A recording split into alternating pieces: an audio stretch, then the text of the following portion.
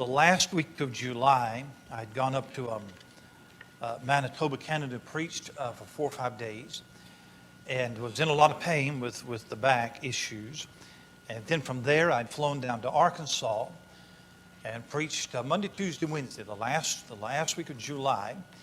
And I was just in excruciating pain, and basically walked in, preached, and walked out. And probably, this is not false humility, this is just the truth, probably did the worst job preaching that I've ever done in a long, long time. And I've done some bad preaching, but that week it was really, really bad.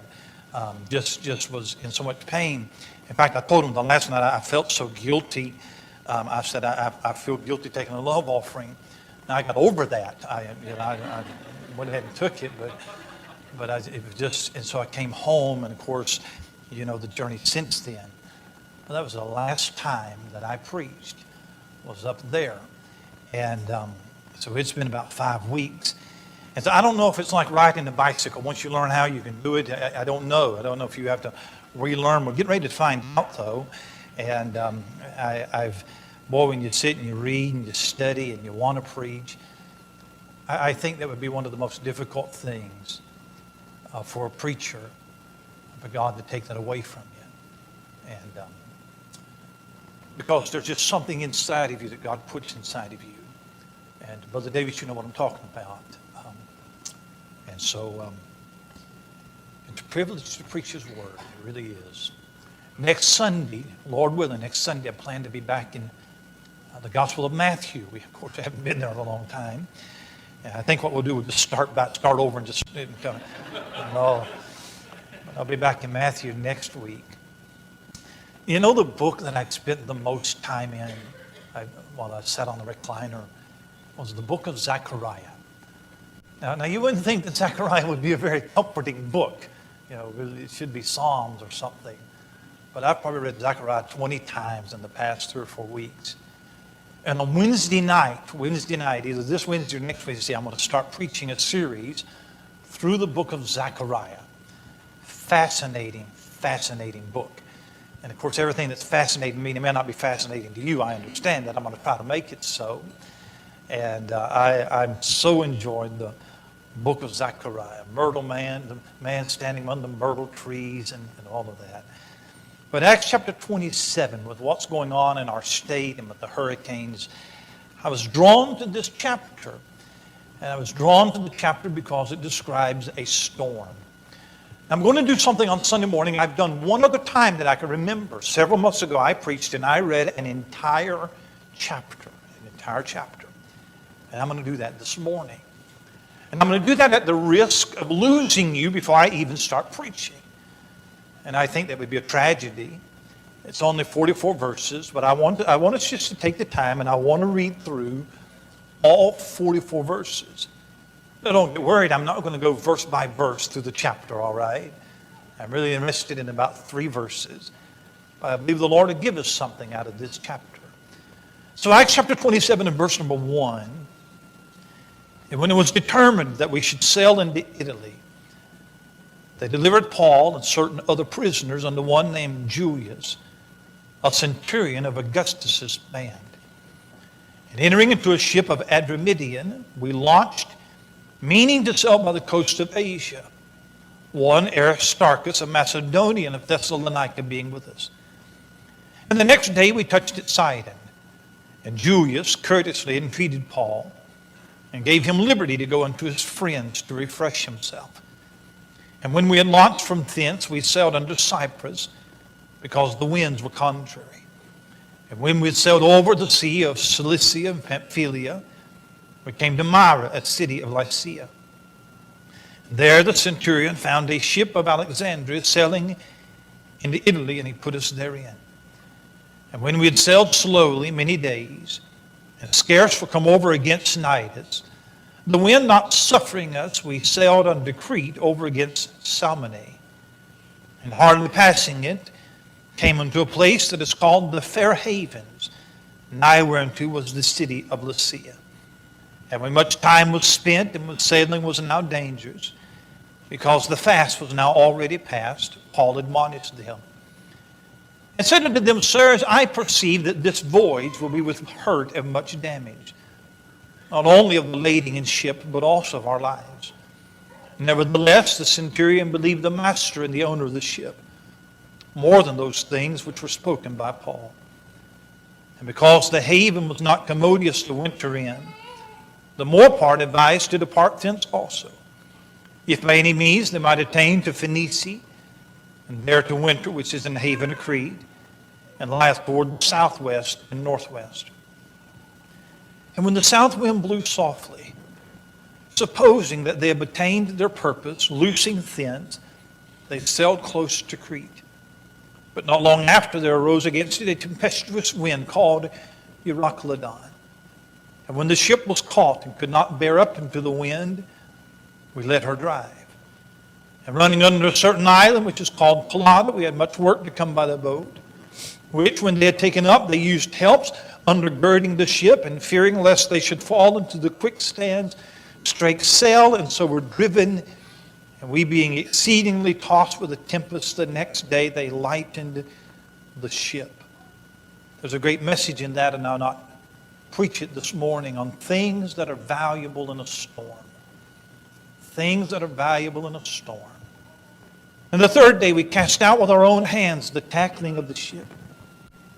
And when neither sun nor stars in many days appeared, and no small tempest lay on us, all hope that we should be saved was then taken away. But after a long abstinence, Paul stood forth in the midst of them and said, Sirs, ye should have hearkened unto me, and have not loosed from Crete, and to have gained this harm and loss. And now I exhort you to be of good cheer. For there should be no loss of any man's life among you, but of the ship. For there stood by me this night the angel of God, whose I am, and whom I serve, saying, Fear not, Paul. Thou must be brought before Caesar, and lo, God hath given thee all them that sail with thee. Wherefore, sirs, be of good cheer, for I believe God, that it shall be even as it was told me. But what a great text. Howbeit, we must be cast upon a certain island. But when the 14th night was come, as we were driven up and down in Adria, about midnight, the shipmen deemed that they drew near to some country, and sounded and found it 20 fathoms. And when they'd gone a little further, they sounded again and found it 15 fathoms. Then fearing lest we should have fallen upon rocks, they cast 4 anchors out of the stern and wished for the day. And as the shipmen were about to flee out of the ship, when they had let down the boat into the sea under color, as though they would have cast anchors out of the foreship, Paul said to the centurion and to the soldiers, Except these abide in the ship, ye cannot be saved. Then the soldiers cut off the ropes of the boat and let her fall off. And while the day was coming on, Paul besought them all to take meat, saying, This day is the 14th day that you've tarried and continued fasting, having taken nothing. Wherefore I pray you to take some meat, for this is for your health, for there shall not have an hair fall from the head of any of you. And when he had thus spoken, he took bread and gave thanks to God in presence of them all. And when he had broken it, he began to eat. Then were they all of good cheer, and they also took some meat. And we were in all in the ship 216 souls. And when they'd eaten enough, they lightened the ship and cast out the wheat into the sea. And when it was day, they knew not the land. For they discovered a certain creek with a shore, into the which they were minded, if it were possible, to thrust in the ship. And when they'd taken up the anchors, they committed themselves unto the sea, and loosed the rudder bands, and hoisted up the mainsail to the wind, and made toward shore. And falling into a place where 2 seas met, they ran the ship aground. And the forepart stuck fast and remained unmovable, but the hinder part was broken with the violence of the waves. And the soldiers' counsel was to kill the prisoners, lest any of them should swim out and escape. But the centurion, willing to save Paul, kept them from their purpose, and commanded that they which could swim should cast themselves first into the sea and get to land. And the rest, some on boards, and some on broken pieces of the ship. And so it came to pass that they escaped all safe to land. A lot of us came to church this morning with a storm on our mind. And even though that we are out of the danger zone and we don't expect anything from Irma, even as we speak, one of the biggest hurricanes to ever hit the United States is pounding the southern part of our state. You've been watching the updates, you've watched the tracking, you've watched to see if it's going to turn. Is it going to turn and go up, or is it going to come out into the Gulf? And some of you made precautions and thought about, should we leave, should we stay, should we just go ahead and get out of here and be safe? And maybe you've stocked up on supplies and you've got 20 cartons of water in your house and all that kind of thing. Brother Dave Dennis preached Wednesday night on how to prepare for a storm, and preached a tremendous message and very, very needful.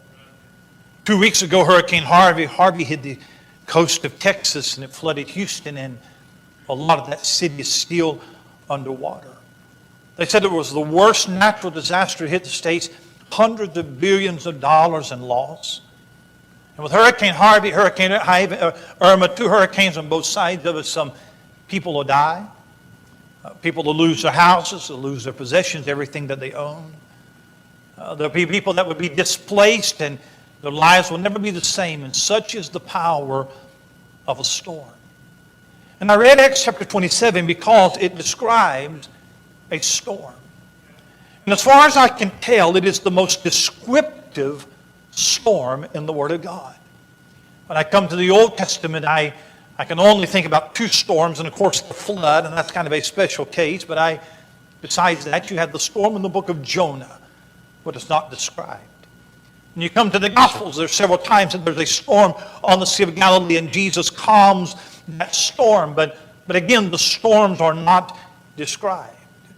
So when I'm thinking about storms on both sides of us and whether we were going to go through a storm, if you want to read about storms in the Bible, then you've got to come to Acts chapter 27. Acts chapter 27 gives us the final journey of Paul. You probably already know that Paul's life or his ministry is divided up into 3 missionary journeys, but this is not a missionary journey. Paul is on the ship as a prisoner. He's headed to Rome, where he will eventually be executed. By the way, Paul had always wanted to go to Rome, and now he's on his way. The only thing is, Paul had wanted to go to Rome as a preacher, but he's going as a prisoner. However, when he goes, he's going to preach. And so, what does it matter how God gets him there? God is going to get him there. But the journey involves a storm. There's bad weather. The captain of the ship takes harbor. There's a break in the weather. They think it is safe to sail. They go back to sea. The storm comes in. The anchors break loose. The ship goes down. Passengers tossed into the sea. They're all washed up on the shore. Here's the miraculous thing. 276 people on shore. None of them were lost at sea. All of them were saved. Now here's something interesting about Acts 27. The book of Acts is a fast-paced book. Sometimes when it covers the travels of Paul, it does so quickly. It'll say, Paul came into this city and then passing by. He came over here and then passing through here. He came here. And sometimes when you read the book of Acts, it will cover weeks, sometimes even months of the journey in just a few verses. But when you get to Acts chapter 27, the narrative slows way down. Because Luke really, he could have taken that whole chapter and he could have said, Paul was on a ship going to Rome, they had a storm, but he made it. Because that's basically what happened. But instead, Luke uses a lot of nautical terms, and he takes an entire chapter. He tells you where all the ports are. He tells you which way the wind was blowing. He tells you what the captain of the ship was thinking. He tells you how the sailors fought to save the ship, what they threw overboard. And by the way, Luke wasn't a sailor. Luke was a doctor. But for some reason, he's interested in this storm. And I would tell you that I believe that there is more in the chapter than a storm. It's not just a storm that you read about. It's survival in the storm. How to survive in a storm. We're familiar with survival guides, what supplies you're supposed to have, and Brother Dennis touched upon that Wednesday night, and where's the evacuation route, and are you in a flood zone, and all of that. And when I read this, I believe that there's more than just a description of a storm. There's how to survive the storm. Because here's the reality, sometimes life brings a storm. You see, when everything is going just like we want it, and life is going as we have planned it, we say it is smooth sailing. But sometimes it's either sink or swim. And if you live long enough and if you walk with God long enough, I promise you that life is going to bring some storms into your family, into your home, into your finances. There's going to be a disaster. There's going to be a physical problem, a spiritual storm. I think about my friend, Brother Carlson. He's going through a storm. And I'm interested in Paul's experience in this storm. There's a side note that I want to give you, though, and here's what I want to point out to you. In the first 20 verses especially, there's a lot of details about how they ran into trouble in the sea. They sailed into this port and they ran into contrary winds, and there's a lot of nautical terms. And they made some decisions that turned out to be wrong. They made some decisions that put them in the storm. Now watch this. They can't help that the storm is going to come. But they could help make some decisions to not be in the storm. And it's illustrative of mistakes that you and I can make and put ourselves into life storms that God didn't ordain for us. Show you what I mean. Look back at verse number 7. When we sailed slowly many days, scarce were come over against Sinaitis, the wind not suffering us, we sailed under Crete over against Salmon, and hardly passing it, came into a place which is called the Fair Havens, nigh whereunto was the city of Lasea. Verse 9. Now when much time was spent. Here's a mistake that they made. I'm going to call this compulsion, or compulsiveness. And here's what I want you to see.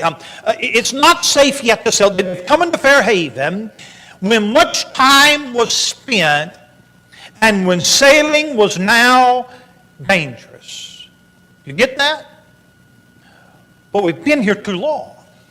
We've been sitting here, we've been sitting here, we've been sitting here, we've been waiting for the weather to break, and it's still dangerous. But somebody speaks up and says, we've sat here long enough. We got to do something. We need to go somewhere, even if it's wrong. We got to do something, even if it's the wrong thing to do. You see that? Because much time was spent. And sometimes you get in a storm when you get in a hurry, when you're compulsive. Married people get divorced out of compulsiveness. Men quit a job because they're compulsive. Families leave a church because of compulsiveness. They got in a hurry. They don't have any peace about what they're doing. They're just doing something. I'm just going to go.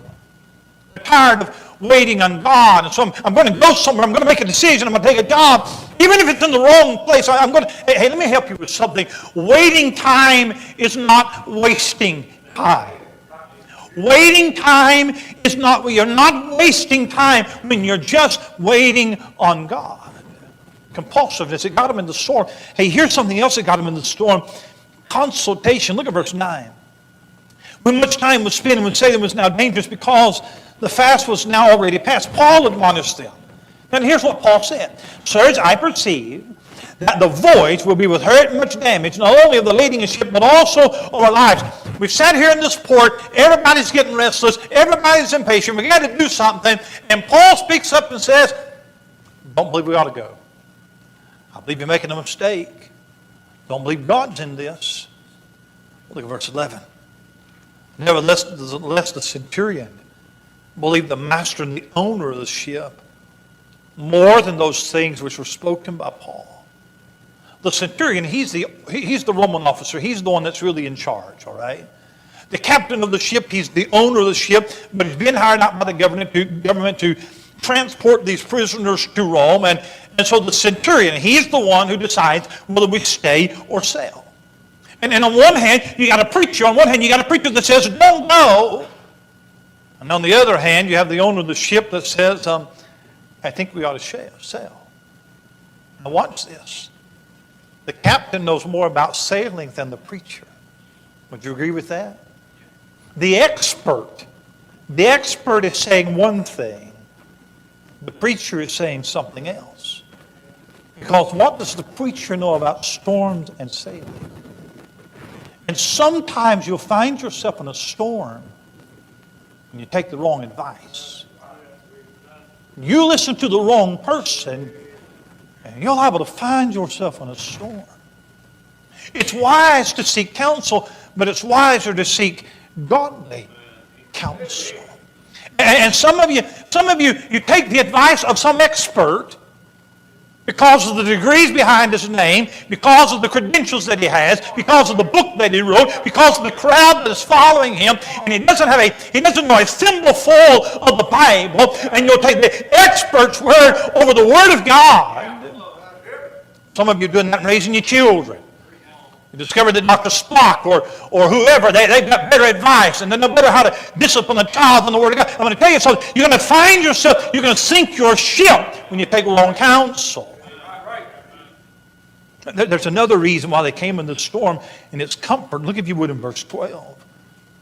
Because the haven was not commodious to winter. That's a good word. It means convenient. They come into this harbor, and we're going to wait the storm out, but it's not a convenient harbor. It's not a good place. There's not a lot of creature comfort in the harbor.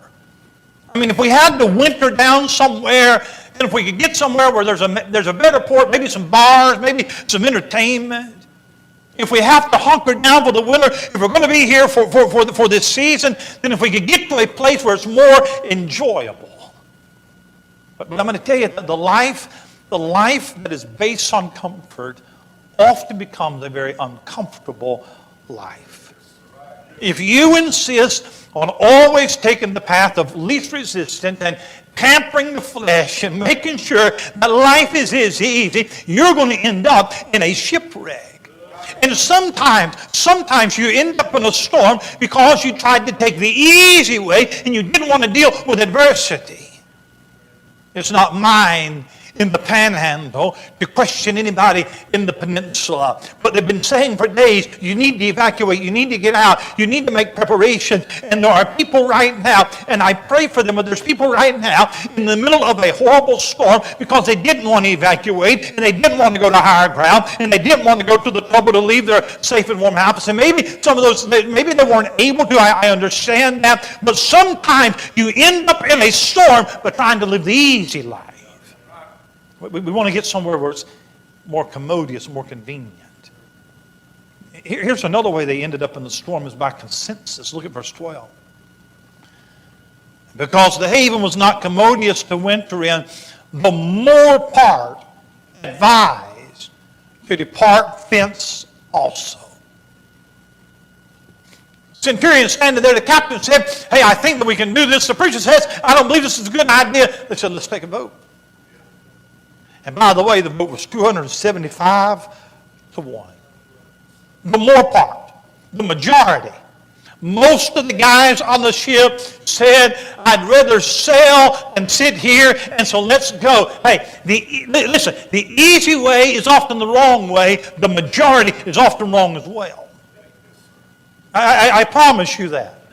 10 spies said that the land cannot be conquered, and 10 spies were wrong.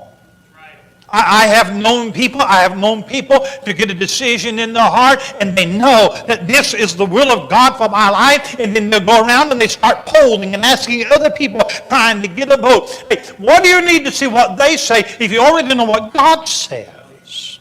You live off of consensus, and you're going to sink your ship. I tell you another reason why they got into this is because of circumstances. Look at verse 13. And when the south wind blew softly, supposing that they had attained their purpose, about the time they take the vote, somebody speaks up and says, hey, you feel that wind? It feels like it's died down. Hey, it looks clear sky.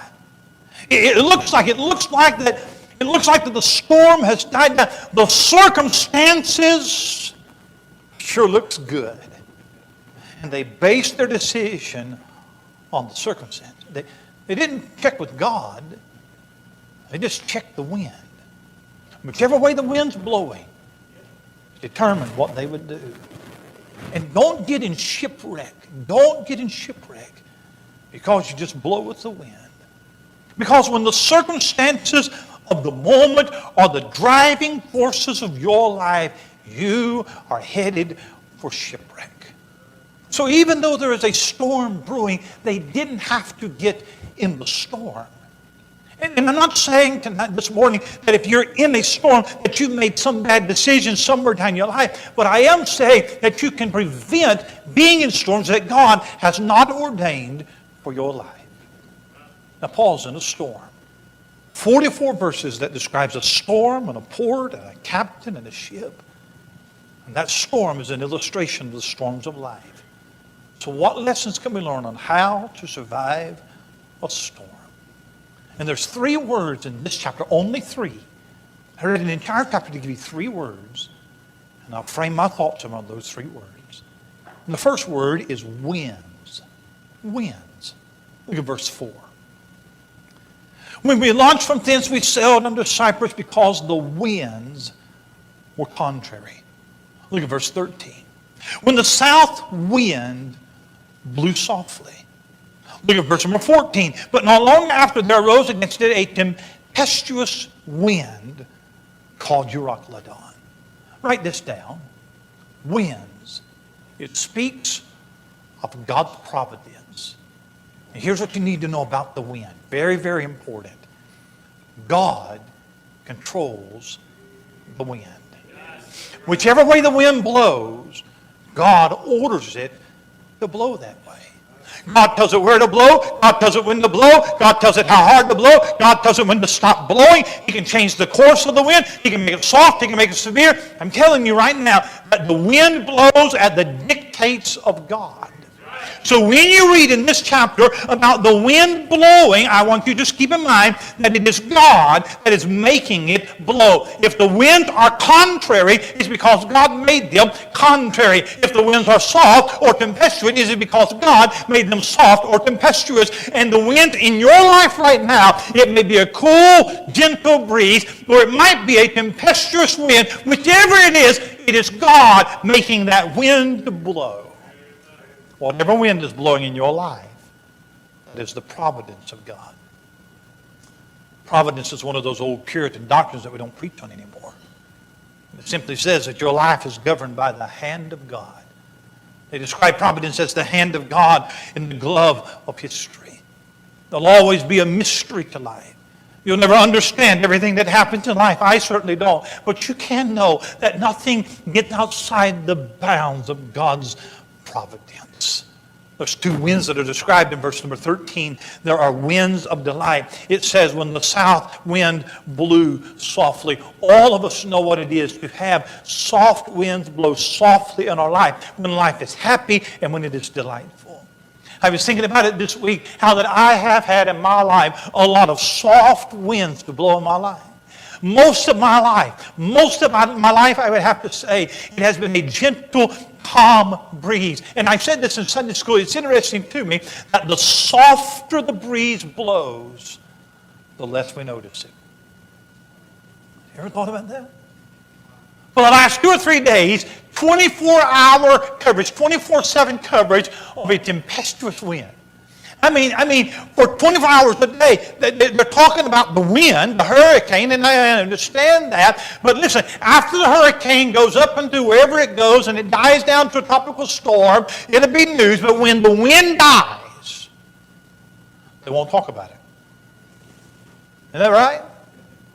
The harder the wind, the more boisterous, the more tempestuous, the more that we notice it. But listen, nobody gives attention to the cool breeze. And you ought to take a moment this morning and just think about the times in your life when the winds of delight were blowing, and when it blew on your health, and when it blew on your family, and on your job, and on your emotions, and on your church, and on your spirituality. What a delight when the soft winds blow. And be as thankful for the soft winds as you are fretful about the strong winds. Winds of delight. But then there's winds of difficulty. It says in verse 14, there arose a tempestuous wind. You visit the doctor, and his prognosis is grim. And the winds are contrary. And the company that you work for downsizes, and when you thought you had job security, all of a sudden you find yourself without a job.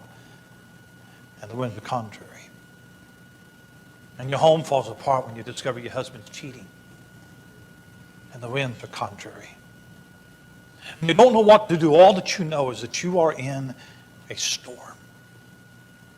And the contrary winds of depression and despair and hopelessness begins to pick up. And the waves begin to dash against your soul. And sometimes there's fair warning. Sometimes you know days ahead the storm's coming and there's nothing you can do to avoid it. And sometimes there's no warning. Sometimes it's sudden, unexpected, unbelievable tragedy hits. And I'm going to tell you something about a storm. It's indiscriminate. A storm is no respecter of persons. 2 weeks ago in Houston, when that city flooded, there was a lot of bars and strip joints that got flooded. But so did a lot of churches. Today with Hurricane Irma, there's going to be some wicked, vile men that's going to lose their house and all of their possessions. And there's going to be some godly Christians that lose it as well. Because it rains on the just and the unjust.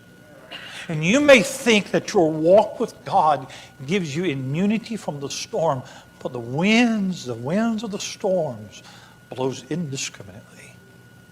And sometimes we bring the storm upon ourselves. I read about a man in the Old Testament named Jonah. Jonah decided that he was going to run away from God. How foolish to run away from somebody who's everywhere. And that's what he tried to do. And Jonah got out of the will of God and he brought a storm into his life. Paul's not out of the will of God. Paul's in the will of God. Jonah was in a storm because he was running from God. Paul's in a storm and he's not running from God. But watch this. Look at verse 10.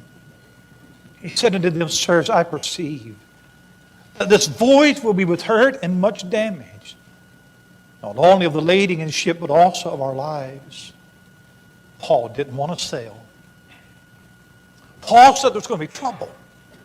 Paul said, if we make this decision, it's the wrong decision. I don't agree with it. I don't believe that God's in it. And there's going to be trouble. And he tried to advise the people of authority and the captain of the ship. But the sailors overrode him and they decided to sail anyway. And when the storm comes up, Paul finds himself in a storm, not because of his decision, but because of somebody else's decision.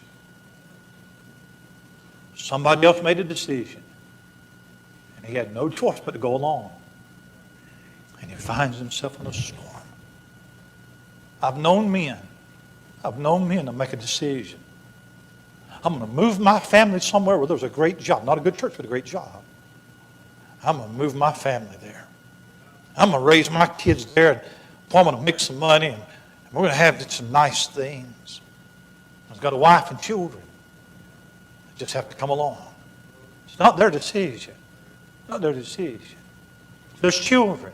There's children that go through trouble sometimes, that go through storms, and it's not their fault. It's the fault of somebody else. It's like Paul. They're prisoners on a ship and they have no choice but to go along. Sometimes a man will walk away from a marriage and they'll split that home up, and the children, they don't want the storm. They don't want that, but they're caught in the circumstances. I would rather die. I would rather die than my children go through a storm that I put them in. To make a decision and that little baby to suffer spiritually because of a decision that you make, I'd rather die. There's winds. It speaks of God's providence. There's a second word. It's in verse number 29. Anchors. Then fearing lest we should have fallen upon rocks, they cast 4 anchors out of the stern and wished for the day. Wind speaks of God's providence. Anchor speaks of God's power. There comes a time when you realize you're no match for the storm. And all that you can do is you cast an anchor out and you just hope to ride it out. The anchor is for the purpose of stabilizing the ship. Just to keep it aright and to keep it from drifting or overturning. And now watch this. The anchor is not going to affect the storm, but it keeps the ship aright during the storm. It's such an unsettled age that we live in. People live in fear and insecurity. Going to the psychiatrist hoping that he can speak some calmness and some peace in his soul. And the problem is they don't have anything to anchor their soul to. Whatever thing that they grab hold of that's not stable, it's as unstable as they are. There's no security in position because it can be taken away. There's no security in possessions because you can be bankrupt overnight. There's no security in relationships because they're humans and a friend can fail you and a marriage can fall apart and they don't have any anchor for the soul. And Ephesians described that we're no more children tossed to and fro and concerned about every wind. But there is a world that is like that. They are tossed to and fro and they're carried about by every wind. And they don't have anything to anchor to it. And your life without an anchor is like a ship that's tossed on the sea. And when you encounter a storm, you need an anchor. And the anchor won't end the storm, but it'll keep you aright during the storm. What do you anchor to? Well, Psalm 45 and verse 6 says, Thy throne, O God, is forever and ever. You can anchor your soul to the throne of God. The throne of God represents the sovereignty of God. Sounds like a good thing to anchor your soul to because I tell you that His throne will outlast any storm. I was thinking about Isaiah chapter number 6. In Isaiah chapter number 6, Isaiah speaking, and in verse number 1, here's how the chapter starts. In the year that King Uzziah died. That's bad. King Uzziah was a good king. And it's a national tragedy when a good king dies. Very troubling. He was a hero to a nation. In the year that King Uzziah died, here's the next phrase. I saw the Lord high and lifted up on His throne. Oh, Isaiah visits the palace and he sees the throne empty, but he visits heaven and he sees the throne occupied. When one king is mortal, the other king proves immortal. Though the throne of Judah was vacant, the throne of heaven was occupied. One king is dead, but the other king is still living. One king has died, as all kings do, but the King of kings, the King of heaven, is living as another king dies. Can I tell you that even in the storm of difficulty, God is sovereign, and never judge God's heart by what you see happening, because regardless of what comes your way, there is one constant. God is on His throne. You can anchor your soul to that. What can you anchor your soul to? You can anchor your soul to the Word of God. For all flesh is as grass, all the glory of man as the flower grass. And the grass withers and the flower thereof fadeth away. But the word of the Lord endureth forever. And the skeptics and the critics, they tried to chip away at it. But the anchor still holds. And they say that it's outdated and it needs modernized. But I tell you that the anchor still holds.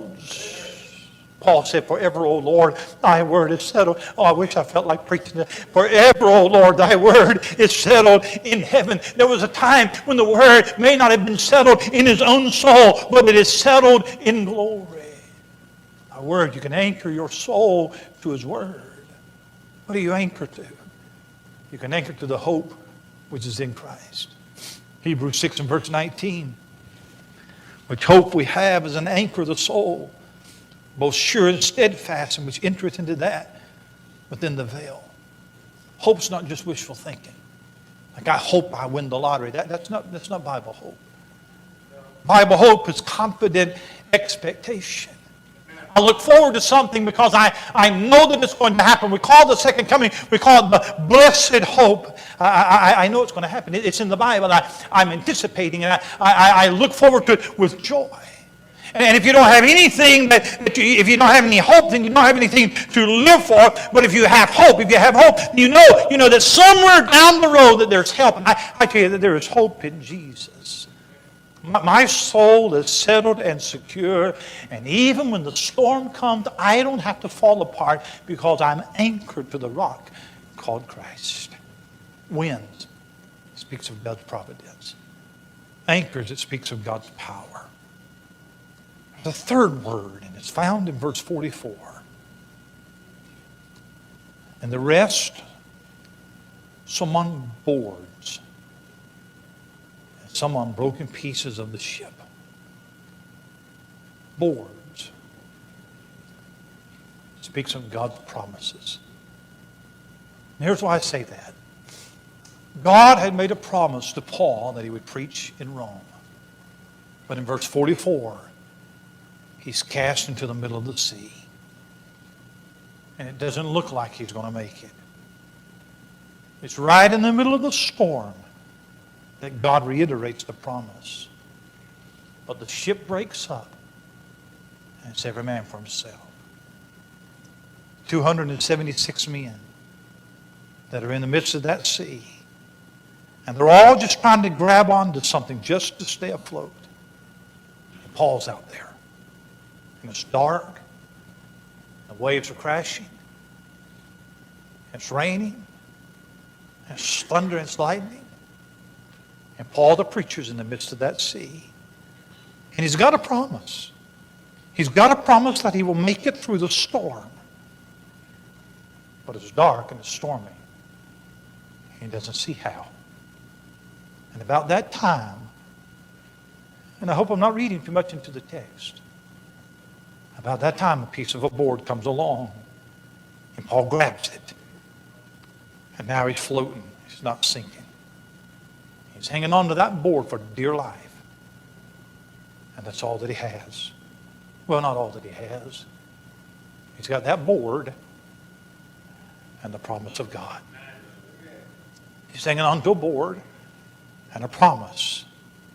And that board assures him of that promise. And when the storm comes, you're going to need something to hold on to. And the promises of God will do. I'll show you one thing I've done. If you look at verse number 24. Verse 24, here's what God told him in the middle of the storm. He said, "Fear not, Paul. Thou must be brought before Caesar. And lo, God hath given thee all them that said with thee." Here's what he said, "Paul, have no fear.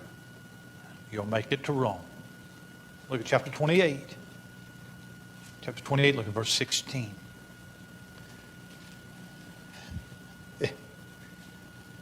And when we came to Rome. But do you know what's between those two verses? A storm.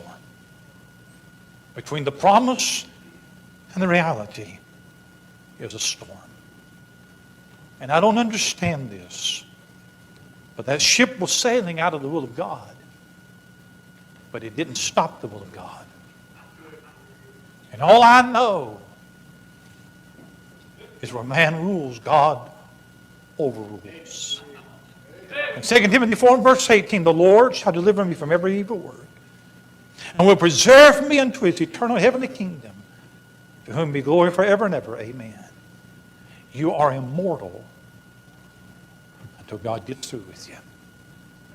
Let the winds blow. Let the storms come. Let the shipwrecks happen. Find your board and a promise, and just hang on, and God will bring you through. Sister Kim, I want you to come. They say that in ancient days, the ship would come into harbor and often encounter a shallow part of sandbar that would prohibit the ship from entering into the harbor if it came in at low tide. The only way that the ship could navigate that narrow harbor was to wait for tide to rise, and then for the high tide to be able to go in. And so they'd have to just back out to the sea and wait several hours. And they say that what they would do is they would take an anchor and lower a boat or a skiff, and somebody would take that anchor and they would go on into the harbor and get past that sandbar, and they would drop the anchor on the other side.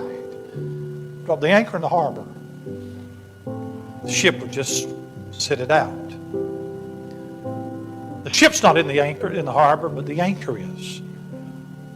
And sometimes when they're out there in that sea and they're waiting for high tide, waiting for the tide to change, and maybe the wind would pick up. Maybe the waves would beat and bite her. Maybe even a storm would come up and pound the ship, the anchor. The anchor was in the harbor. And Jesus Christ is the anchor of my soul. He's already gone into the harbor, sitting at the right hand of God right now. And the ship's not in, but the anchor's in. And sometimes the winds blow. And sometimes it batters the ship. And sometimes the storm comes up. But the anchor of my soul has already entered the harbor. And it guarantees that I'll make it too. Would you bow your heads with me this morning? You may ought to come this morning and just say, Lord, thank you for the soft winds that blow in my life, in my family, and my job, and the soft breezes. Don't just notice the contrary winds. Be thankful for the soft breeze. You may be listening to some bad counsel right now. You may be directing your life by circumstances. You may be impatient, compulsive. And you're going to get into a storm that God hasn't ordained for you. You may ought to come to the day and say, Lord, help me trust you. Help me just, Lord, just to lean on you. It could be that you're in a storm. You might ought to come and say, Lord, help me just to have faith in you, to trust you as the strong winds blow. Would you stand?